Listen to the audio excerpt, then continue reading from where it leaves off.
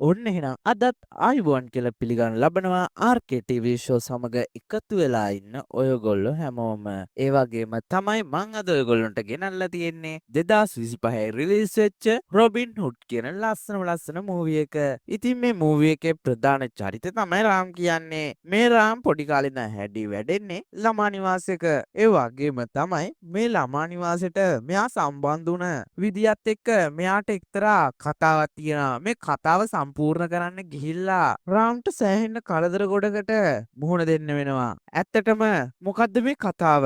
මෙයා සම්පූර්ණ කරන්න යන්නේ මොකද්ද? මෙයාට මුහුණ දෙන්න වෙන කරදර මොනවද? මේ හැම දෙයකටම උත්තර හොයන්න නම් අපි යන් අද අපේ මූවි එක පැත්තට. ඊට කලින් මම ඔයගොල්ලන්ට මතක් කරනවා මාව subscribe කරලා නැත්නම් අනිවාර්යෙන්ම මාව subscribe කරන්න. ඒ වගේම අමතක නොකර වීඩියෝ එකට like එකකුත් දාන්න.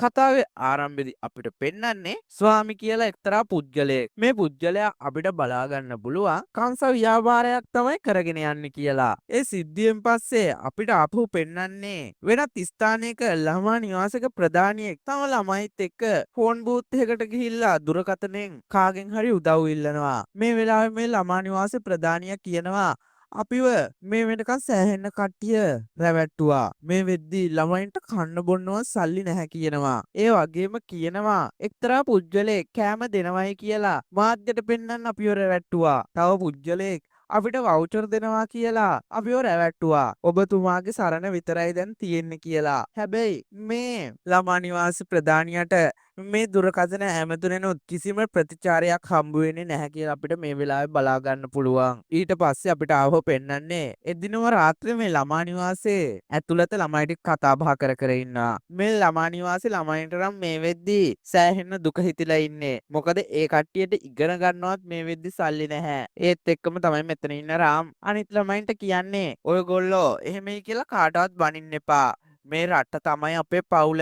අපිට බැරි වෙලාවක අපි පවුලෙන් උදව් ගත්තා කියලා අපි වැරද්දක් කරන්නේ නැහැ කියනවා. මේ සිද්ධියෙන් පස්සේ තමයි අපිට ආවව පෙන්වන්නේ රාම් ඒ කට්ටියව රවට්ටපු පුද්ගලයන් ළඟට යන්න ගන්නවා. මුලින්ම යන්නේ අර මාධ්‍යට පෙන්වන්න Tamanට අනුග්‍රහය දක්වනවා වගේ ළමා නිවාසේ ළමයින්ව රවට්ටපු පුද්ගල ළඟට ගිහිල්ලා මේ පුද්ගලයාගෙන් රාම් සල්ලි හොරකම් කරනවා. ඒ වගේම තමයි ඒ විදියටම තමන්ව රවට්ටපු අනිත් පුද්ගලයන් ළඟට ගිහිල්ලත් මේ රාම් මුදල් හොරකම් කරනවා කියලාත් අපිට බලා ගන්න පුළුවන්. රාම් මේ මුදල් තැපෑලෙන් අනාථ නිවාසයට ලැබෙන්න සලස්වනවා. ඒ වගේම තමයි මේ මුදල් නිසා තමයි මේ වෙද්දී ළමා නිවාසේ තමන්ගේ යහළුවන් කාලා බීලා අධ්‍යාපනය ලබන්නේ. කාලයත් එක්ක රාම් ලොකු වෙනවා. හැබැයි රාම් තමන්ගේ මේ ක්‍රියාව නම් නවත්තන්නේ නැහැ. මේත් එක්ක තමයි මෙයාගේ මේ වැඩපිළිවෙල සෑහෙන ධනවතුන් ඉලක්ක කරන්නේ. මේත් එක්කම රාම්ට රොබින් හුඩ් කියලා නමක් පට බැඳෙනවා. වගේම මේ රොබින් හුඩ් ගැන මාධ්‍යයෙන් පවා ප්‍රචාරණය කරනවා. මේ වෙද්දී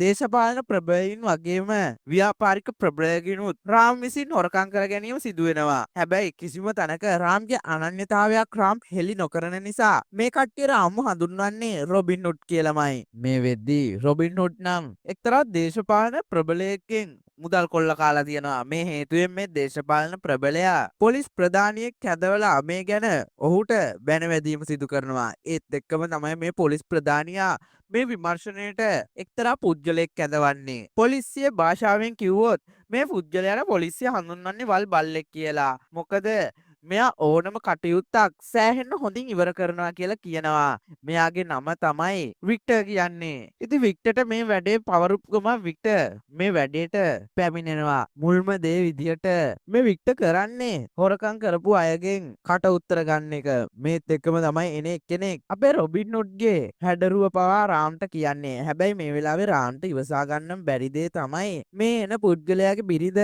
රොබින් හුඩ්ගේ ගුණ හොයන්න ගන්නවා. මේත් එක්කම තරහ යන වික්ටර් මෙතනින් යනවා වගේම මේ උන සිද්ධිය ගැන හොයන්න ගන්නවා. ඇත්තටම මේ කට උත්තර දීපු පුද්ගලයාගේ සිද්ධිය වෙලා තියෙන්නේ එදිනමයි. ඒක නිසා වික්ටර් ගිහිල්ලා CCTV චෙක් කරාට පස්සේ මේ පුද්ගලයාගේ ගමන් මාර්ගය හොයාගන්න වික්ටර්ට හැකි වෙනවා. ඒත් එක්කම තමයි මේ නිවසින් හොරකම් කරලා තියෙන රත්තරන් බඩු විකුණන්න පුළුවන් මේ ප්‍රදේශෙ කොහෙටද කියලා වික්ටර් එතන හිටපු පොලිස් නිලධාරීන්ගෙන් අහන්නේ. ඉතින් පොලිස් නිලධාරිනොත් ඒ කට්ටිය දන්න විදිහට උත්තර දෙනවා. වගේම මෙතනට වික්ටර් ඇතුළු පොලිස් ටීම් එකක් සිවිල් ඇඳුමෙන් සැරසිලා යන්න පිටත් වෙනවා. ඒත් එක්කම තමයි රාම් තමන් හොරකම් කරපු රත්තරන් බඩුත් අරගෙන මේ ස්ථානයට පැමිණෙන්නේ. මේ පැමිණීමත් එක්කම තමයි රත්තරන් බඩු සාප්පුවේ අයිතිකාරයා රාම්ගේ යාළුවෙක් වුණ ජොනිට කෝල් එකක් දෙන්නේ. අද මෙතනට පොලිසියෙන් ඇවිල්ලා කියලා මට සැකයි. ඒක හින්දා ඔය බඩු ටික ගේන්න එපා කියන්න කියලා. හැබැයි මේක ජොනි රාම්ට කිව්වට රාම් නවතින්නේ නැහැ. රාම් මේ වෙද්දි පොලිසිය ආවත් මොකද්ද කරන්න ඕන කියලා සැලසුමක් හදලා තිබිලා තියෙන්නේ. මේ සැලසුම අනුව වැඩ කරන රාම්ට පොලිසිය මුලා කරන්න වගේම එයා ගෙනාපු රත්තරන් බඩු ටික කිසිම ප්‍රශ්නයක් නැතුව විකුණ ගන්නත් පුළුවන් වෙනවා. මේත් එක්කම තමයි වික්ටර්ට සෑහෙන්න ලැජ්ජ හිතෙන්නේ. එයා රාම්ට පෙරදුනා කියලා. මොකද රාම් මෙතන තිබ්බ CCTV කැමරා පවා වහලා තමයි මේ දේ කළා තියෙන්නේ. පොලිසියට මේ වෙලාවේ අහුවෙන්න ගියයි කියලා රාම් මේ එයා කරන වැඩේ නවත්තන්නේ නැහැ. එයා තව තවත් තියෙන කට්ටියගෙන් හොරකම් කරලා ළමා නිවාස වලට වැනි දෑවලට පරිත්‍යාග කරන්න පෙළඹෙනවා. ඒ වගේම තමයි රාම්ට තාක්ෂණික පැත්තෙන් සහාය වෙන්නේ මේ ජොනි. ජොනි හොයාගෙන තියෙනවා මේ දවස්වල සමාජ ශාලාවල සෑහෙන ප්‍රචලිත එක්තරා සල්ලිකාර වංචාකාරයෙක් පිළිබඳව. ඉතින් රාම් යන්නේ ඊළඟට මේ පුද්ගලයාගේ සල්ලි හොරකම් කරන්න. රාම් සහ ජොනි ප්ලෑන් කරපු විදියටම නඩත්තුකරුවෙක් විදියට රාම් යනවා මේ පුද්ගලයාගේ සල්ලි සංගවල තියෙන ස්ථානයට. ඒ වගේම තමයි මේ රාම් යනකොට මේ බිල්ඩින් එකේ තියෙන කැමරා බොඳ වෙනවා වගේම CCTV ෆොටේජ් පැහැදිලි වෙන්නේ නැහැ. කොහොම හරි රාම් මේ සල්ලි තියෙන සේප්පුව ළඟට ගිහිල්ලා සේප්පුව ඇරීම සිදු කරනවා. ඒත් එක්කම තමයි රාම් නොහිතපු දෙයක් මේ වෙලාවේ දකින්නේ. ඉතින් ඇත්තටම මේ දේ කළා තියෙන්නේ වික්ටර් ඇතුළු පොලිස් කණ්ඩායම. මොකද රාම්ව අල්ලගන්න. මේ වෙද්දිත් මේ සේප්පුව හිස් වගේම මේ පණිවිඩයත් බොරු එකක් කියලා රාම්ට මේ වෙලාවේ තේරුම් යනවා. ඒ වගේම තමයි එළියේ ඉන්න වික්ටර් ඇතුළු පොලිස් ටීම් එක රාම් මේ සේපුව ඇරපු ගමන් රාම් ඉන්න කාමරයට එන්න පිටත් වෙනවා. හැබැයි පොලිසිය ඇතුළු ටීම් එක මෙතෙන්ට එද්දී ඒ කට්ටිය හොයන් ආපු රොබින් හුඩ් මෙතන නැහැ. රොබින් හුඩ් මෙතන තිබ්බ වා කවුලුවකින් එළියට පැනගෙන කියලා වික්ටර් දකිනවා වගේම වික්ටර් ඇතුළු පොලිස් ටීම් එකක් මේ බිල්ඩින් එකේ රූෆ් টොප් එකට යන්න පිටත් වෙනවා. ඒත් එක්කම තමයි රූෆ් টොප් එකේ ඉන්න රාම් මෙතන හැංගෙන්න බලන්නේ. හැබැයි මෙතන හැංගුණාට වැඩක් නැහැ. මෙතෙන්ට එන වික්ටර් රාම්ව හඳුනා ගැනීම සිදු වෙනවා. ඒත් එක්කම තමයි වික්ටර් රාම්ට පහර දෙන්න හදන්නේ. මේ වෙලාවේදී මෙතෙන්ට එන අනෙකුත් පොලිස් කණ්ඩායමේ ප්‍රධානියා වික්ටර්ට කියන්නේ මෙයා නෙමෙයි රොබින් හුඩ්. මෙයා තමයි රොබින් හුඩ් හොරකම් කරා කියලා මුලින්ම අපිට පැමිණිල්ල දැම්මේ. මෙයා කොටස්තරුකරුවෙකු රාමලිංගේශ්වරම්ගේ පුතා කියනවා. ඇත්තටම මේක රාම් ජොනීට කියලා හදවපු බොරු අනන්‍යතාවයක්. ඒ වුණත් මේ දෙයට වික්ටර් රැවටෙනා වගේම වික්ටර් මෙතන සෝදිසි කරද්දී වික්ටර් හිතන්නේ මෙතන තිබ්බ සෝපානියකින් රොබින් හුඩ් පැනලා යන්නේ නැති කියලා. රොබින් හුඩ් අල්ලගන්න බැරුව කේන්තියෙන් ඉන්න වික්ටර් මේ වෙලාවේදී රාම්ට බැනලා මෙතනින් එලව ගන්නවා. ඊට පස්සේ අපිට මේ කතාව ඇතුලේ පෙන්වන්නේ වික්ටර්ගේ උපදෙස් පරිදි රාම්ගේ පස්සෙන් පොලිස් ටීම් එකක් එවලා මේ වෙලාවේදී මේ පුජ්‍යලයාගෙන් බේරෙන්න කියලා රාම් මෙතන තිබ්බ ඇම්බියුලන්ස් එකක් ඇතුළට පනිනවා. මේ සිද්ධියෙන් පස්සේ රාම්ව ආපහු අපිට පෙන්වන්නේ ළමා නිවාසී ඉන්නවා කියලා. මේ වෙලාවේදී රාම් එයාගේ යාළුවෝ වෙච්ච ජොනීට කියනවා අපි මේ කරන වැඩේ වැරදි. මාව කවදා හරි අහු වුණොත් මේ ළමා නිවාසේ හොරෙක් උපද්දවපු ළමා නිවාසයක් කියලා මුළු සමාජෙම කොන් කරනවා. අපි මොකක් හරි නීති අනුකූල රස්සාවක් කළා සල්ලි හම්බ කරමු කියලා. කතාව ඇතුලේ අපිට ඊට පස්සේ පෙන්වන්නේ වෙනත් රටක සිද්ධ වෙන දෙයක්. ඒ තමයි මේ වෙද්දී වෙනත් රටක පදිංචි වෙලා ඉන්න ඉන්දියාවේ උපත ලැබපු MD අභිනව වාසුදේව කියන පුජ්‍යලයාගේ ආයතනකින් හොයාගෙන තියෙනවා කංශවලින් පිළිකා සුව කරන්න පුළුවන් ඖෂධයක්. මේකට මේ වෙද්දී බලපත්‍රයක් පවා හම්බෙලා තියෙනවා. ඒක නිසා මේ කට්ටිය සෑහෙන ලොකු ජයග්‍රහණයක් මේ වෙද්දී අත්පත් කරගෙන තියෙනවා. ඒ වගේම තමයි මේ අභිනව වාසුදේව්ට තරුණ දුවෙක් ඉන්නවා. මේ දුව ටිකක් අහංකාර දුවෙක්. ඉතින් මේ ලැබූ ජයග්‍රහණයට තියෙන එක්තරා රැස්වීමකදී මෙතන නිවේදකයාට අභිනව වාසුදේව්ගේ නම මතක තිබුණත් එයාගේ දුවගේ නම අමතක වීම සිදු වෙනවා. මේ හේතුවෙන් ගෙදර යන අභිනව වාසුදේව්ගේ දුව අභිනව වාසුදේව් එක්ක රණ්ඩු වෙන්න ගන්නවා. මොකද කිසිම වෙලාවක එයාට තාත්තා නිසා කිසිම තැනක් හිමි වෙන්නේ නැහැ. මොකද තාත්තගේ නම තමයි හැමෝටම මතක කියලා. ඊට පස්සේ කතාව ඇතුලේ පෙන්නන්නේ අභිනව වාසුදේව් සහ එයාගේ සහෝදරයෙක් කතා බහක නිරත වෙලා ඉන්නා. මේ වෙලාවේදී එතෙන්ට ජෝති කියන පුද්ගලයා පැමිණෙනවත් එක්කම තමයි අභිනව වාසුදේවගෙන් ඔයා මොකද දුකෙන් කියලා අහන්නේ. මේ වෙලාවෙත් තමයි කියන්නේ දුවත් එක්ක උන මේ සිද්ධිය. ඒ වෙලාවේදී ජෝති කියනවා ඇත්තටම ඇයි ඒ වගේ කට්ටියට එහෙම වෙන්නේ කියලා. ඒත් එක්කම මාම කියන්නේ එයාට දක්ෂතාවයක් තිබිලා එයා කියවනවා නම් අපිට දුක නැහැ. හැබැයි එයාට කිසිම තැනක දක්ෂතාවයක් තිබ්බේ නැහැ කියලා වාසුදේවගේ දුවගේ පොඩි කාලේ ගැන විස්තර කියන්න ගන්නවා. මේ විස්තර වලින් අපිට දැනගන්න පුළුවන් වෙනවා වාසුදේවගේ දුව හැමතැනින්ම ෆේල් වෙද්දී වාසුදේවගේ තියෙන ඇඳුරුම්කම් මත තමයි තමන්ගේ දුව ජාග්‍රාහකෙක් විදියට දුවට පෙන්නලා තියෙන්නේ. හැබැයි දුව මේ වෙද්දි ඒ දේ ගැන දන්නේ නැතුව තමයි මේ තමන් ගැනම වර්ණනා කරගන්නේ කියලා. මේ වෙලාවෙදී වාසුදේව් තව දෙයක් කියනවා. දුව මාත් එක්ක කතා කර ඉදිද්දී එයාගේ නැන්දගෙන් කෝල් එකක් ආවා. හැබැයි ඇත්තටම අපිට පෙන්නනවා මේ එයාගේ නැන්ද කෝල් ගන්නේ එයාගේ ඌමනාකමකට නෙමෙයි කවුරු හරි මේ කට්ටියට තර්ජනය කරනවා කියලා. මේත් එක්කම තමයි වාසුදේව්ගේ දුව නැන්දව බලන්න රුද්‍රකොණ්ඩ කියන එක්තරා ඉන්දියාවේ ගමකට යන්න හදන්නේ. මේකට තාත්තා මුලදී අකමැති වුණත් එයාගේ සහෝදරයත් එක්ක කතා කරද්දි තමයි කියන්නේ දුවගේ ආරක්ෂාව ගැන සියලු දේ මම බලා ගන්නම් කියලා. මේත් එක්ක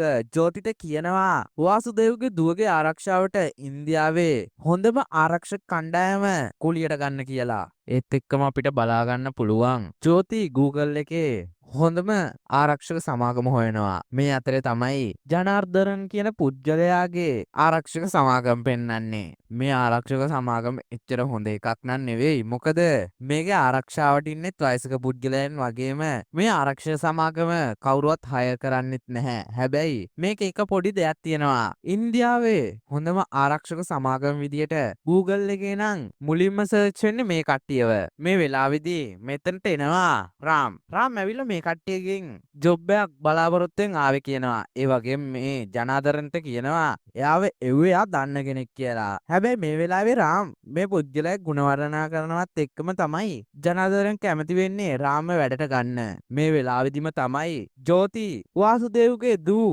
ඉන්දියාවට පැමිණෙන එකට ආරක්ෂාව ඉල්ලන්න ජනාදරන්ට කෝල් එක ගන්නේ. ඒ Google එකේ මේ කට්ටිය සජෙස් වෙච්ච නිසා. මේ කෝල් එක ආන්සර් කරන ජනාදරන්ගෙන් විස්තර අහනවා වගේම මේ වෙලාවේදී රාම් කියනවා මේ කෝල් එකේ ඉදිරියට කතා කරන් යන්න මට ඉඩ දෙන්න කියලා. මේ වෙලාවේදී ජෝති විසින් ඉල්ලන්නේ නම් ඉසෙට් කැටගරියේ ආරක්ෂක සේවාවක්. හැබැයි ජනාදරන් දන්නේ නැහැ ඉසෙට් කැටගරි සේවාවක් කියන්නේ මොකක්ද කියලාවත්. ඊට පස්සේ මේ කෝල් එක කන්ටිනියු කරන් යන්නේ අපේ රාම් විසින්. රාම් ජොනි කියන දෙයට කැමති වෙනවා වගේම මේ ආරක්ෂක සමාගමේ ගාස්තු වශයෙන් ලක්ෂයක් ඉල්ලනවා. මේ ලක්ෂයක් ඉල්ලපු එකට නම් ජනාර්දන වැඩි කැමැත්තක් නැහැ. මේක නැති වෙයි කියලා තමයි හිතන්නේ. ඒත් හැබැයි එහෙම වෙන්නේ නැහැ. ජෝති විසින් ඩොලර්ස් වලින්ම ජනාර්දන්ගේ account එකට සල්ලි බැර කිරීම සිදු කරනවා.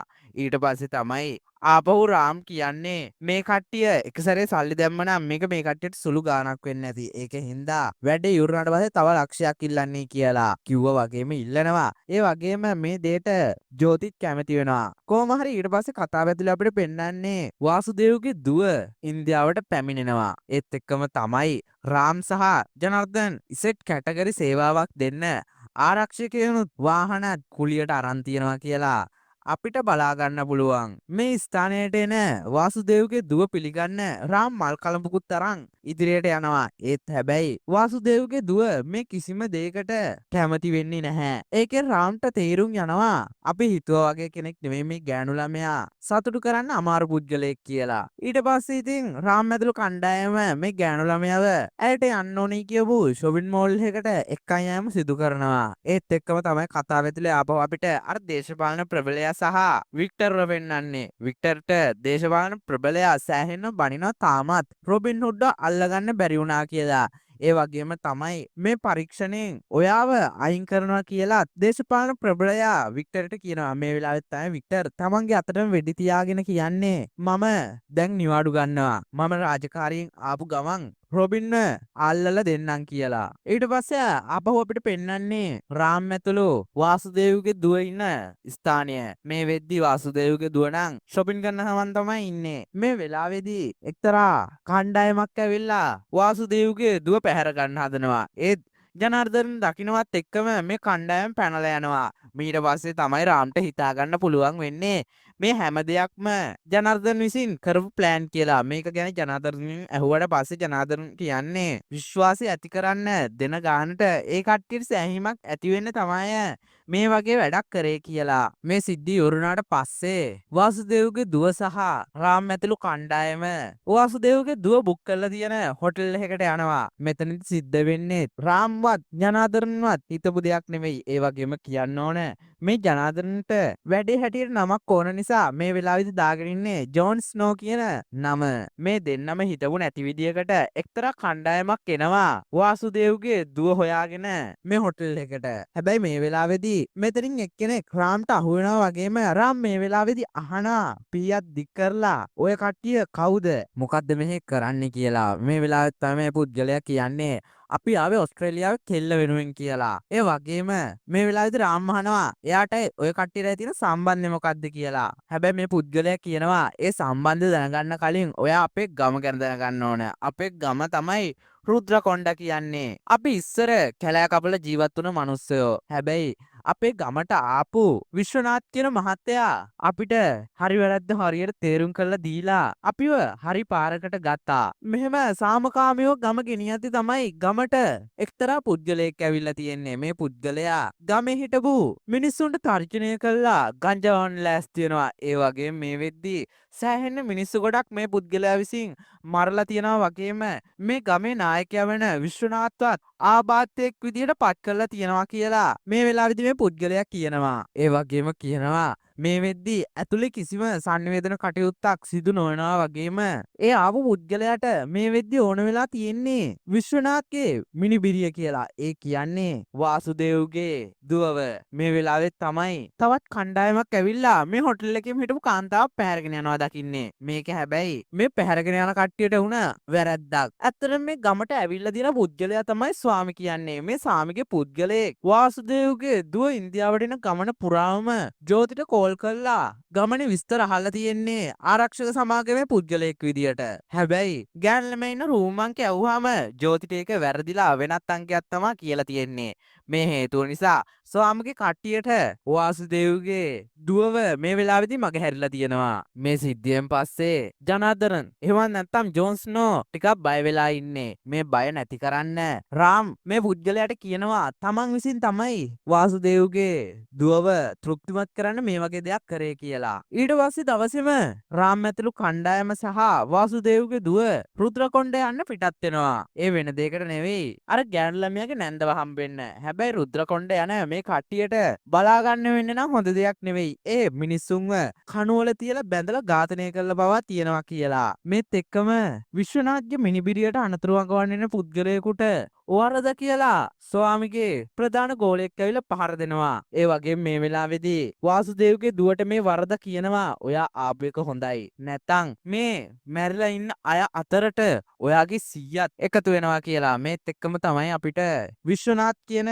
පුද්ගලයාව පෙන්වන්නේ. ඉතින් එදා විශ්වනාත් සහ විශ්වනාත්ගේ මිනිබිරිය ආරක්ෂක කණ්ඩායමත් එක්ක විශ්වනාත්ගේ ගෙදර යවන්න වරද කටයුතු කරනවා. ඒ වගේම කියනවා ඔය කට්ටිය මෙහෙ ඉන්නකම් අපේ කට්ටිය ආරක්ෂාව සපයයි කියලා. විශ්වනාත්ගේ ගෙදර යන විශ්වනාත්ගේ මිනිබිරියට විශ්වනාත් ඊට පස්සේ පොඩි දෙයක් කියන්න ගන්නවා. ඒ තමයි ඔයාගේ තාත්තා හොයාගෙන තියෙන කංශ වලින් නිපදවන්න පුළුවන් ඖෂධය හදන්න පර්මිට් එකක් හම්බෙනවා. ඒ පර්මිට් එක මේ කට්ටියට ඕන වෙලා තියෙනවා මත්ද්‍රව්‍ය ජාවාරම් කරන්න. මොකද ඒ පර්මිට් එකෙන් ඕනෑම පොලිසියකින් මත්ද්‍රව්‍ය ගෙනියන්න පුළුවන් කියනවා. ඒකට තමයි මේ කට්ටිය ඔයාව පැහැරගත්තේ. මොකද ඔයාව තියාගෙන ඔයාගේ තාත්තට තර්ජනය කළා ඒ පර්මිට් එක මේ කට්ටියට ගන්න පුළුවන් නිසා කියනවා. ඒ වගේම විශ්වනාත් කියනවා ඔයා මෙහෙ ඉන්න ඕන කෙනෙක් නෙවෙයි. ඔයා පුළුවන් ඉක්මනට මෙහි යන්නේ කියනවා. ඊට පස්සේ දවසේ උදේ අපිට කතාව ඇතුලේ පෙන්වන්නේ රාම් සහ වාසුදේව්ගේ දුව වාහනෙන් කොහේ හරි යනවා කියලා. මේත් එක්කම රාම්ගේ ටීම් එකත් පස්සෙන් එන ගමන් තමයි ඉන්නේ. හැබැයි එක් ස්ථානයකදී වරදගේ කට්ටිය මේ කට්ටියගේ පස්සෙන් පන්නන්න ගන්නවත් එක්කම රාම් සහ වාසුදේව්ගේ දුව එයාගේ ටීම් එකෙන් වෙන් වෙලා වෙනත් පැත්තකට යන්න හදනවා. හැබැයි මේ යෑමේ අවසානයේ වෙන්නේ වරදගේ නිවස. වරද හිතන්නේ නම් මේ කට්ටිය පාර වැරදිලා වරදගේ නිවසට කැරකිලාම ආවා කියලා. හැබැයි කතාව බලන් ඉන්න අපිට තේරෙනවා එහෙම නෙවෙයි. රාම් හිතලම තමා මේ ස්ථානයට ඇවිල්ලා තියෙන්නේ. මේ වෙලාවේදී රාම් විසින් වාසුදේව්ගේ දුවට කියනවා ඔයා තීරණයක් ගන්න. ප්‍රශ්නෙන් පැනලා යනවද? නැත්තම් ඔයාගේ සීයා වෙනුවෙන් ඔයා ඉදිරිපත් වෙනවද කියලා. මෙහෙම කියලා බහින රාම් නම් මෙතන ඉන්න සෑහෙන්න පිරිසකට ගහන්න ගන්නවා. මෙතන ඉන්න කිසිම කෙනෙකුට රාම්ව පරද්දන්නත් බැරි වෙනවා. මේ වෙලාවේදී තමයි මෙතනට ජෝන්ස් ස්නෝ සහ ජෝති එන්නේ. මෙතන මේ ඇතිවෙන කලබලයේ අතරේ තමයි ජෝන් ස්නෝගේ අතේ තිබ්බ වෝකි ටෝකි එකකින් ජෝති කතා කරන්න හදන්නේ. මේ වෙලාවේ ජෝති දැනගන්නවා මේ කට්ටියගේ අතේ තියෙන වෝකි ටෝකි බොරු ඒවා කියලා. ඒ වගේම මෙතන තියෙන තුවක්කුවක් අතර ගන්න ජෝති මේ තුවක්කුත් බොරු කියලා දැනගන්නවා. ඒත් එක්කම තමයි මේ කට්ටියගේ සැබෑ ස්වරූපේ ජෝති දැනගන්නේ. ඒත් හැබැයි මේ වෙලාවේ ජෝතිට කිසිම දෙයක් කාටවත් කියන්න බෑ. මොකද එළියේ සෑහෙන ලොකු දරුණු ෆයිට් එකක් යන ගමන් තමයි තියෙන්නේ. මෙතන වෙන සටන ඉවර වෙලා ආපහු වාසුදේව්ගේ දුව ළඟට එන රාම් එයාගේ ටීම් එකට කියනවා ගෑන් ළමයිගේ ආරක්ෂාවට ඉන්නේ කියලා. ඒ වගේම තමයි රාම් මේ වෙලාවේදී වාසුදේව්ගේ දුවගෙන් අහනවා මේ ප්‍රශ්නෙන් පැනලා යනවද නැත්නම් ප්‍රශ්නෙට මුහුණ දෙනවද කියන අන්තිම තීරණය ඔයා ගන්න ඕන මැඩම්. ඔයාගේ හැම දෙයකටම ආරක්ෂාව වගේම අනික් දේවල් සපයන්නත් අපි ඉන්නවා කියලා. මේ වෙලාවේ තමයි පැත්තකට ජෝන් ස්නෝ කියන්නේ සල්ලි වලට වැඩිය මට නියම සතුට දැන් තමයි දැනෙන්නේ කියනවා. මේත් එක්කම රාම් කියනවා සල්ලි තමයි වැදගත්. දැන් අපිට ලක්ෂයක් නෙවෙයි ලක්ෂ 6ක් හම්බෙනවා කියනවා. ඒත් එක්කම තමයි අපිට සටනේ මැද්දේ වරදත් එක්ක රාම් කතා කරපයක් පෙන්වන්නේ. රාම් මේ වෙලාවේදී වරදගේ බෙල්ලට පිහිය තියලා කියනවා ඔයා දන්නවා දැන් මට මේ ඔක්කොටම ගහලා කෙල්ලව මෙතනින් අරන් යන්න පුළුවන්. හැබැයි මං ඔයාට එක ඔෆර් එකක් ගේන්නම්. මොකද මට සල්ලි වැදගත් කියලා. මේ වෙලාවේදී වරදා ලක්ෂ 5ක් රාම්ට දෙන්න පොරොන්දු වෙනවා. මේක නිසා රාම් කියනවා හරි කෙල්ලත් එක්ක මම මෙහෙම නැවතිලා ඔයාගේ ලොක්ක එනකන් ඉන්නම් කියලා. කතාව ඇතුලේ ආපහු අපිට පෙන්වන්නේ රොබින් හුඩ් හොයන වික්ටර් මේ වෙද්දී සෑහෙන පරිශ්‍රමයක් දරනවා රොබින් හුඩ් හොයන්න.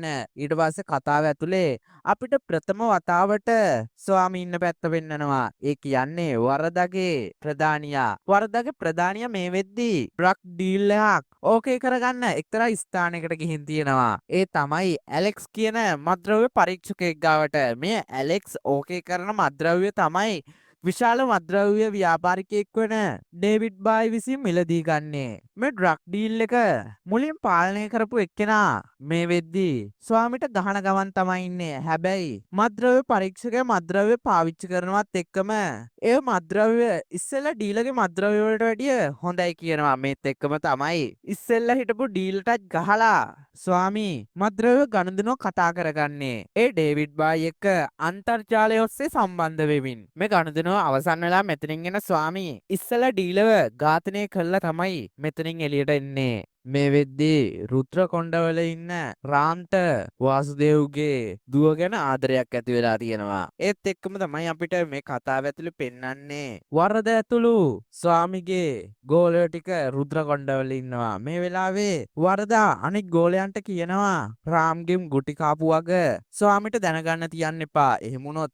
අපි හැමෝගෙම මරණය නියතයි කියනවා. රාම්ගෙන් ගුටි කාපු සිද්ධිය ස්වාමිට නොකින් අනිත් හැමෝමත් කැමති වෙනවා. මේ අතරේ තමයි අපිට කතාව ඇතුලේ පෙන්වන්නේ ස්වාමී ආපහු රුද්‍ර කොණ්ඩවලට පැමිණෙනවා. මේ පැමිණීමත් එකම වරදා වාසුදේවගේ දුව තමන් විසින් ගමෙහි රඳවාගෙන ඉන්නවා කියලා තමයි ස්වාමිට කියන්නේ. මේත් එක්ක අපිට කතාව ඇතුලේ පෙන්වන්නේ වාසුදේවගේ දුව ඊළඟට මොකද්ද කරන්න කියලා කල්පනා කරනවා. මේ කල්පනා කිරීමේ අවසානයේ වශයෙන් තමයි වාසුදේවගේ දුව රාම් එක්ක ග්‍රාමීය සංවර්ධන නිලධාරීතුමා හම්බෙන්න යන්නේ. ගිහිල්ලා ස්වාමි ගැන කම්ප්ලේන් එකක් මේ පුද්ගලයාට දැම්මත් මේ පුද්ගලයා මේ කම්ප්ලේන් එක පිළිගන්නේ නැහැ. මේ අතරේ තමයි ග්‍රාමීය සංවර්ධන නිලධාරී ස්වාමිව හම්බ වෙන්න එක්තරා ස්ථානයකට යන්නේ. මේ වෙලාවේදී මේ නිලධාරියා සහ ස්වාමි ළඟ ඉන්න අනෙක් අය පුදුම කරමින් මේ නිලධාරියාගේ වාහනේ පිටිපස්සේ ඉන්න වාසුදේවගේ දුව සහ රාම් එළියට එනවා. මේ වෙලාවේ අපිට බලා ගන්න පුළුවන්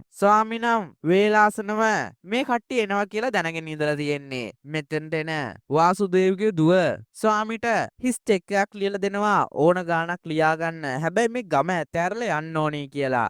මේ වෙලාවේදී ස්වාමී මේ ගෑන් ළමයාට මරණීය තර්ජන එල්ල කරනවා. මේකෙන් මෙයා ටිකක් බය වෙනවා වගේම මුකුත් කතා කරගන්න බැරුව යනවා. ඊට පස්සේ ගෑන් ළමයා වාහනේට එක්කන් ගිහිල්ලා ආපහු වෙන රාම් කියන්නේ ඔයාට සල්ලි වැදගත් නැති වුණාට මට සල්ලි වැදගත්. ඒ වගේම ඔයාගේ ඇඟට ගුණයි මට ඕන දේ දීලා මාව ඉක්මනින්ම මේ ගමෙන් යවන එක කියලා. ඒ වගේම මේ වෙලාවේදී රාම් වරදට ගහපු එක ගැනත් ස්වාමිට කියනවා. හැබැයි වරද නම් මේක පිළිගන්නේ නැහැ. මේ වෙලාවෙත් තමයි රාම් කියන්නේ ඔය කට්ටිය කොච්චර බොරු කිව්වත් ස්වාමි මේ වෙද්දිත් අඟල් 70 ටීවී එකකින් ලොකුවට ඒව බලලා තියෙන්නේ. මොකද මේ ගමේ හැම තැනකම කැමරා හයි කරලා තියෙනවා කියලා. මේක ස්වාමි විතරයි මේ වෙද්දිත් දැනගෙන ඉඳලා තියෙන්නේ. තමන් විසින් කැමරා හයි කරපු නිසා.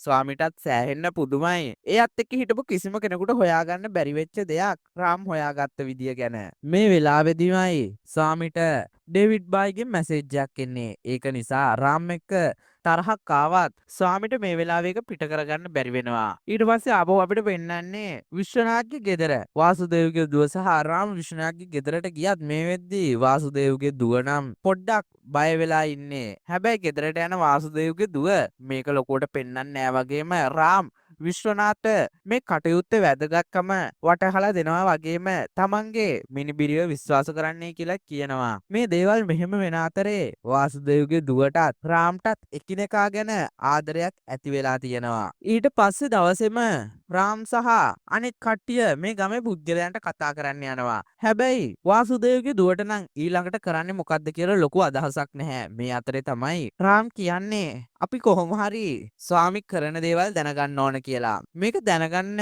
ක්‍රමයකුත් රාම් විසින් කියනවා. ඒ තමයි ස්වාමිගේ ෆෝන් එක හැක් කරන්න ඕන කියලා. මේ කියපු දෙයට ජනාදරන් එහෙම නැත්නම් ජර්න්ස් නෝ අන්දමන්ද වෙනවා. එයා අහනවා ඔයා දැන් ඕක කිව්වට කොහොමද ඔය දේ කරන්න කියලා. මේත් එක්කම තමයි රාම් කියන්නේ කරන්න දෙයක් නැහැ. මම මීට කලින් ඒක කළා තියෙන්නේ කියලා. ඒත් එක්කම තමයි අපිට පෙන්නන්නේ ස්වාමිගේ ෆෝන් එකට ඩේවිඩ් බායිගෙන් වගේ ආපු මැසේජ් එක යවලා තියෙන රාම් විසින්. මේක නිසා රාම්ගේ යාළුවා වන ජොනිට පුළුවන් වෙලා තියෙනවා ස්වාමි ඇතුළු අනෙක් පුද්ගලයන්ගේ ෆෝන් තමන්ගේ පාලනයට ගන්න.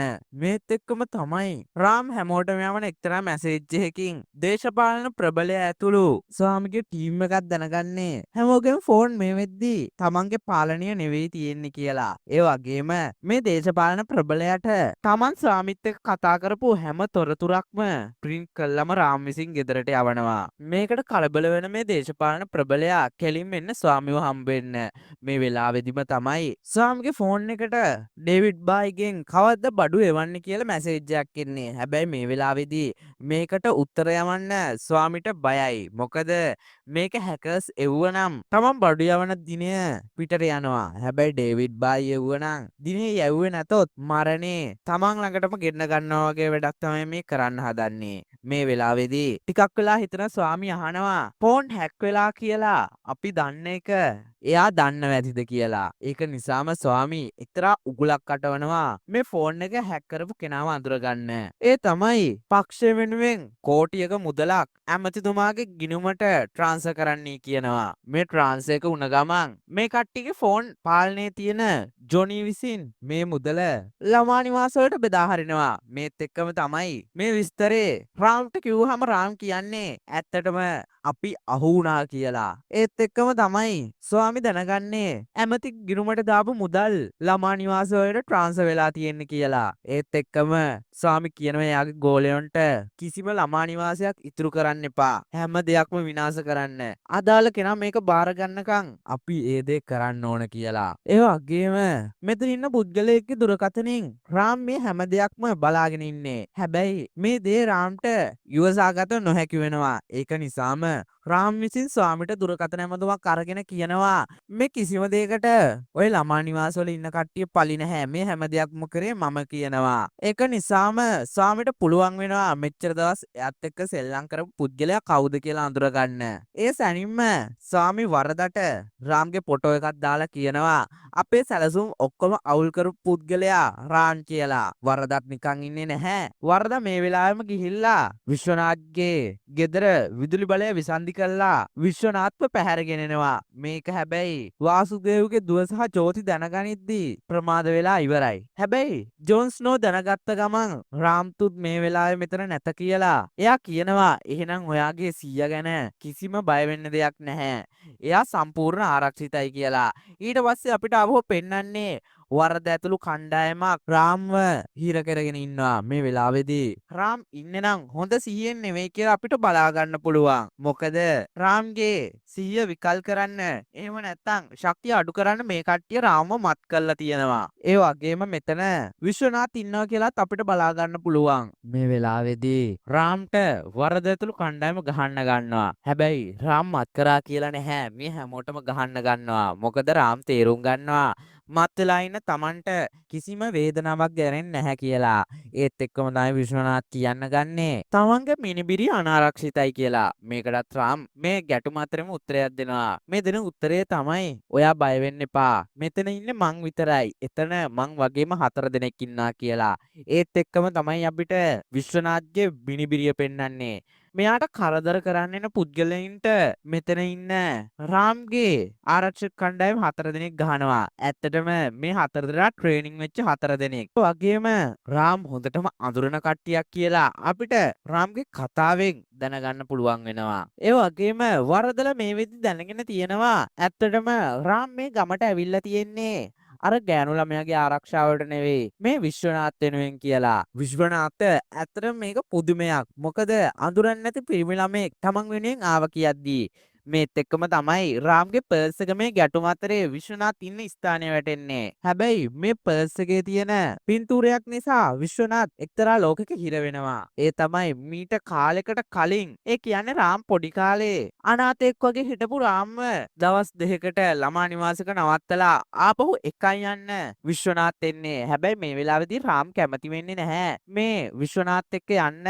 අලුතෙන් හම්බුන තමන්ගේ යාළුවා තැරලා. ඒක නිසාම විශ්වනාත් මේ ළමා නිවාසයට අවශ්‍ය සියලුම දේවල් සපයනවා. හැබැයි කාලෙත් එක්ක රාම් ලොකු වෙනවා. වගේම විශ්වනාත් එක්ක තිබ්බ සම්බන්ධෙත් ලොකුවටම ඉතුරු වෙන්නේ නැහැ. හැබැයි එක දවසක් පොලිසියෙන් බේරෙන්න කියලා ගිලන් රථයකට ගොඩ වුණ වෙලාවේ ඒකේ හිටපු පුද්ගලයෙක් මේ විශ්වනාත් ගැන සහ මේ ගමේ වෙන සිද්ධිය ගැන රාම්ට කියලා උදව් ඉල්ලනවා. මේ රාම් කවුද කියලාවත් අඳුරන්නේ නැතුව තමයි මේ පුද්ගලයා රාම්ට මේ විස්තරේ කියන්නේ. ඊට පස්සේ තමයි වාසුදේව්ගේ දුව තමන්ගේ ඒජන්සියට ගෙන්වා ගැනීම ඉඳලා ගමට එන තැන දක්වා රාම්ගේ සැලසුමක් කියලා අපිට කතාව ඇතුලේ පෙන්වන්නේ. රාම් මෙතන ඉන්න වරද ඇතුළු කණ්ඩායමට ගහලා මේ සටන ඉවර කරා කිසිම ජයග්‍රහණයක් ලබන්නේ නැහැ. එළි ඉන්න ස්වාමී කංශ ව්‍යාපාරය ගැන අසත්‍ය ප්‍රවෘත්තියක් රජයට ලැබෙන්න සලස්වන්න හදනවා. ඒ තමයි මේ කංශ ව්‍යාපාරය මේ ගමේ මිනිස්සු ඉහළින්ම කරන් යනවා වගේම මේකට නායකත්වය දෙන්නේ විශ්වනාත් කියලා එක්තරා පණිවිඩයක්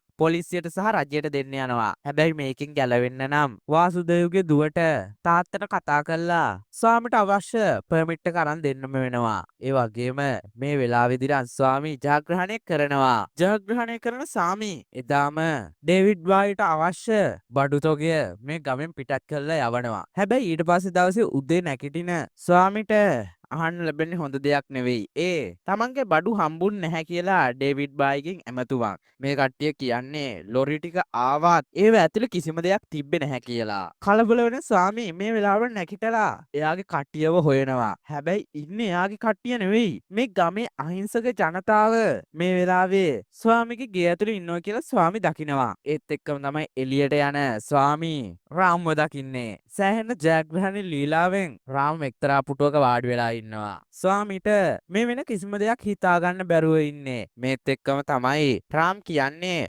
ඔයා මේ ගමේ කට්ටියට කරපු දේ අද මං ඔයාට කරා. ඔයා මේ ඩීල් එක සක්සස් වෙච්ච ගමන් ඔයාගේ ගෝලයෝ ඔක්කොම මෙහෙ දාලා රට පදිංචිට යන්න හදනවා කියලා මං ඔයාගේ ගෝලයන්ට කිව්වා. ඒක පිළිගත්ත ගෝලයෝ ඔක්කොම ඔයාව දාලා යන්න ගියා කියනවා. මේ වෙලාවේ තමයි ස්වාමිට සෑහෙන කේන්තියක් එන්නේ.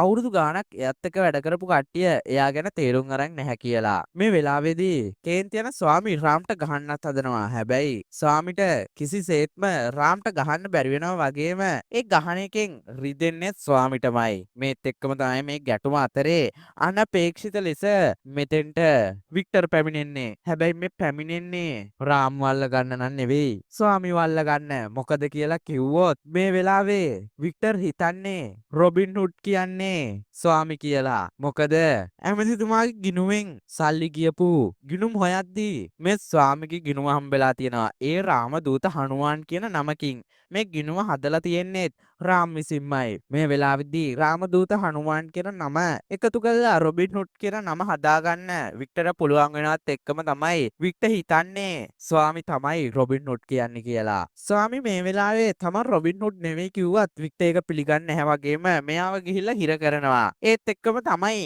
මේ ස්වාමියෝ බලන්න දේශපාලන ප්‍රබලයෙක් වෙච්ච අර ඇමති එන්නේ සිරගෙදරට. මේ වෙලාවේදී ස්වාමියෝ දකින ඇමති මුකුත්ම හිතාගන්න බැරි වෙනවා. මොකද ඇමති මේ වෙද්දි දන්නවා රොබින් හුඩ් කියන්නේ ස්වාමි නෙවෙයි කියලා. ඒත් හැබැයි පොලිසියට ඒක කියන්න බෑ. මොකද ඒක කිව්වොත් ස්වාමිත් එක්ක ඇමතිට ගනුදෙනුවක් තිබ්බා කියලා පොලිසිය දැනගන්න නිසා. ඇමතිට ඉතුරු වෙන්නේ වික්ටර්ට ජයග්‍රහණය දීලා පැත්තකට වෙන එක විතරයි. මේත් එක්කම තමයි ඇතුලේ ඉන්න ස්වාමි රොබින් හුඩ් කවුද කියන එක සෑහෙන ක්‍රෝධෙන් කෑග ගහ හිතන්න ගන්නේ. මේත් එක්කම ඇතුලේ ඉන්න එක්තරා පුද්ගලයෙක් අපිට වෙන්නනවා. මේ පුද්ගලයා තමයි ස්වාමිගෙන් බඩු ගන්න හැදුව ඩේවිඩ් බායි. මේ ඩේවිඩ් බායි කියන්නේ සෑහෙන්න දරුණු පුද්ගලයෙක් වගේම තරුණ පුද්ගලයෙක් කියලා කතාව ඇතුළේදී අපිට බලා ගන්න පුළුවන්. ඒත් එක්කම තමයි ඩේවිඩ් බායිතුත් ස්වාමිට කියන්නේ මට දැන් තරහ තියෙන ඔයත් එක්ක නෙවෙයි මගේ වැඩ ගොඩක් වෙනස් කරපු ඒ පුද්ගලයා එක්ක කියලා. ඒත් එක්කම තමයි ස්වාමි අහන්නේ ඒ කවුද කියලා. ඇත්තටම ඩේවිඩ් බායිගේ මොකක් හරි වැඩකටත් රොබින් හුඩ් අත දාලා තියෙනවා. ඉතින් ඩේවිඩ් බායි කියන්නේ ඒ රොබින් හුඩ් කියලා. මේ සිද්ධියත් එක්කම අද මම ඔයගොල්ලන්ට ගෙනාපු රොබින් හුඩ් කියන කතාවේ අවසානය අපිට බලා ගන්න පුළුවන් වෙනවා. ඇත්තටම ඊළඟට මොනවා වෙයිද කියලා අපිට බලා ගන්න වෙන්නේ මේ කතාවේ දෙවෙනි කොටස එනකම් බලන් ඉඳලා. ඉතින් ඒ කතාවත් මේ විදියටම බලා ගන්න අනිවාර්යෙන්ම ආව subscribe කරලා තියාගන්න. bell icon එකත් නෝරදවාම click කරන්න. කතාව හොඳ නම් අනිවාර්යෙන් like එකක් වගේම ඔයාගේ අදහස කමෙන්ට් එකකින් පහලින් දාගෙන යන්න. මෙච්චර වෙලා මාත් එක්ක රැඳිලා හිටපු ඔබට සුබ දවසක්.